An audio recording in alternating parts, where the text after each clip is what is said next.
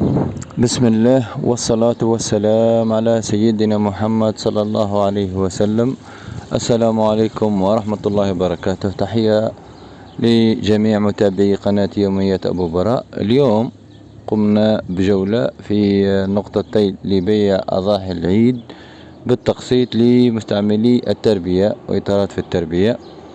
النقطة الأولى كانت في لبن علي بالنخلة، والنقطة الثانية كانت في دخلة الواد بجانب محطة البنزين لصاحبها الطير. وهذه جولة خفيفة وقارنوا ما بين الأسعار والسلع الموجودة ثم، وربي يوفق الجميع وربي يتقبل منا ومنكم إن شاء الله. نعلو شاهد هذانا 9.5، هذه 9,500,000، وهذانا العلاليش هذه من 12.5 ل 13.5. هذه اللي راقدة كلها.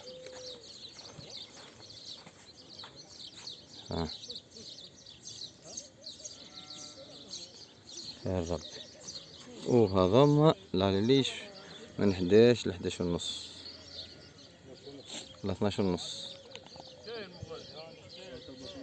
وهذوما ب 12، وفيهم حتى تاع 11.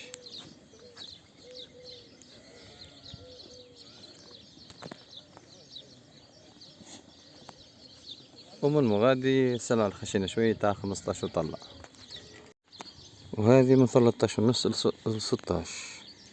هذه سلعة خشنة.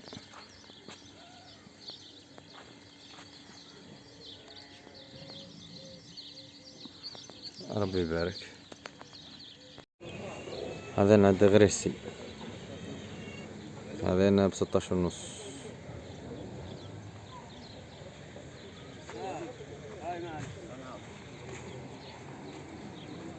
وهذانا ب 13 مليون،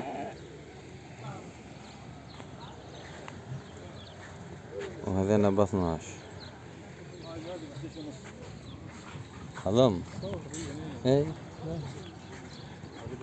هذه تحت 11.5. عارف هذا شفناه 10.5.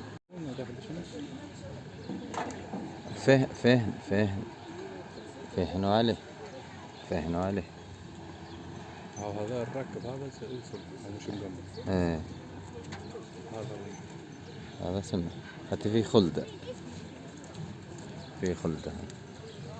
يلا نروح. وهذا تاع 15.5. لولا قدام 14 هذيك 16.5 وهذه 15.5. نعم.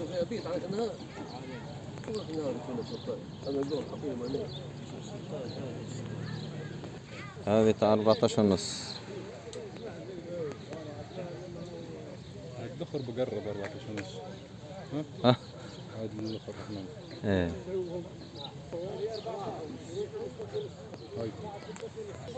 وهذا مقلب 16.